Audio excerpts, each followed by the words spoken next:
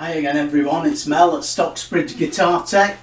We're here with another lesson, lesson 25, and in this lesson I'm going to teach you the pentatonic major scales. Now we've already covered the 5 shapes of the pentatonic minor scales, and I've got some very good news for you. There are 5 shapes in the pentatonic major scale as well, and they're exactly the same shapes as the minor pentatonic shapes.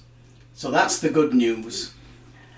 So really you're not learning anything new other than the fact that we play them in a different position.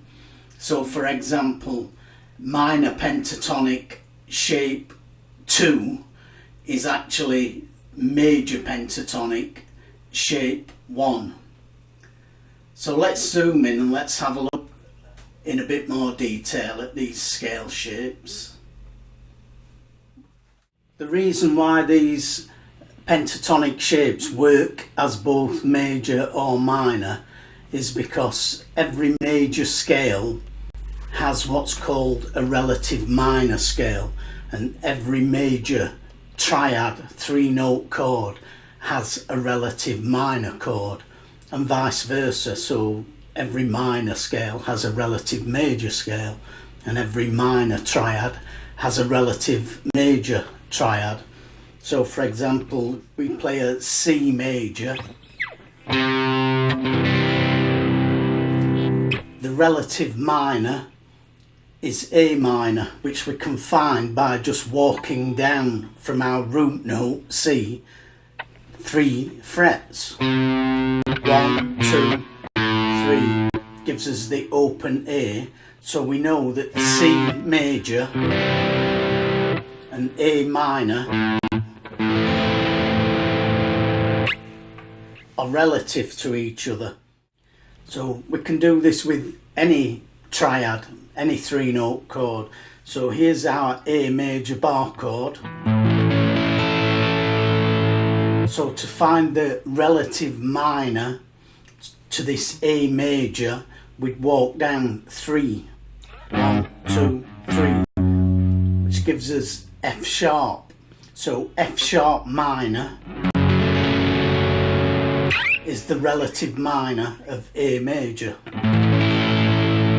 and A major is the relative major of F sharp minor.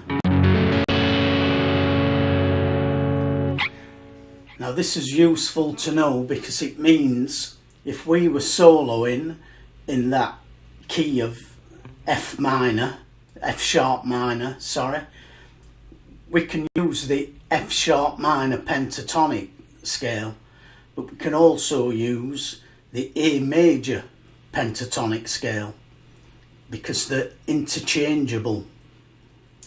So let's take as an example G major.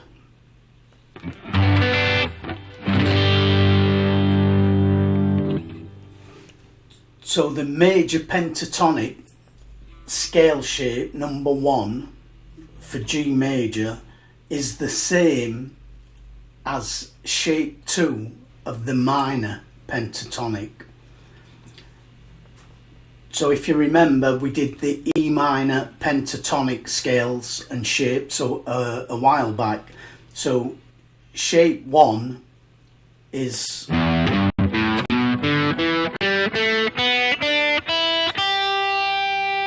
and shape 2 starts on the 2nd note of that minor scale, which is G.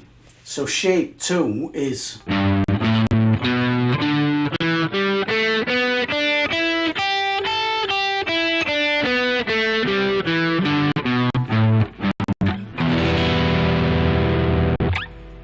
the good news is that exact same shape 2 we can also call shape 1 of the major pentatonic. So we can play that same shape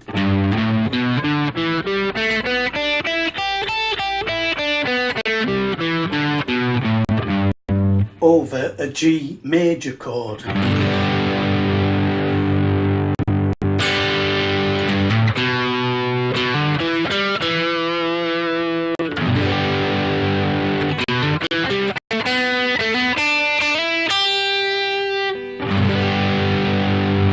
So we can play that same scale shape over G major and over E minor, and that goes for all the other 4 shapes.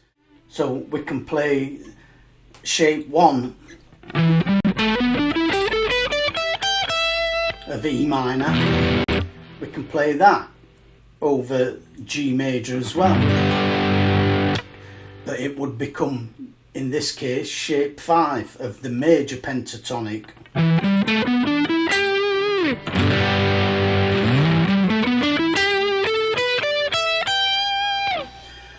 All we're doing really is emphasising the notes of the triad. So in E minor we would emphasise the notes of E, G and B, because those are the 3 chord tones in that chord E minor. Now if we were playing over G major, we would emphasise the notes G, B and D, because those are the 3 chord tones in the G major triad. So the only note that's differed there is E. So we've got, in both of those chords, E minor and G major, we've got a G and a B. So in the E minor we've got an E, and we would replace that with a D in the G major. We can still play the E, but we don't want to linger on it. The 5 notes are exactly the same. So in E minor we would play E, G, A, B, D. In G major we'd play the same notes but in a different order. We'd play G, A, B, D, E. Exact same notes played in a different order gives it a completely different sound over a different chord.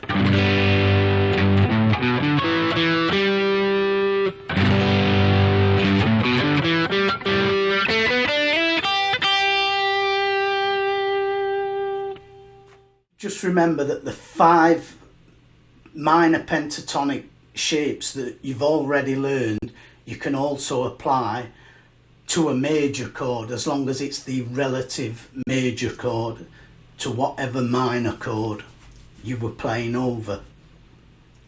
So I hope that makes sense. If not, ask me a question in the comments section below and I'll do my best to answer it for you. But basically all you need to know is you can use these 5 scale shapes over both minor and major chords. A quick little lesson there for you on the major pentatonic scale, which is exactly the same as the minor pentatonic scales.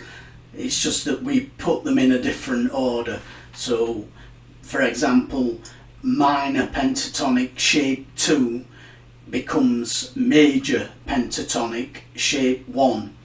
So we just move it back or forwards by 1 to get one or the other. Just keep in mind that every major scale and major triad has a relative minor, and vice versa. Every minor scale or minor triad has a relative major, and you just walk up or down by 3 frets to find the relative major and minor. So if we had, say here, A minor, and we want to find the relative major, we take our root note A and move up 3 frets, and that gives us a C. C major. So we know that C major and A minor are related, and vice versa. We can do it the opposite way around. C major, if we want to find the minor, we walk down 3 frets, which gives us A minor.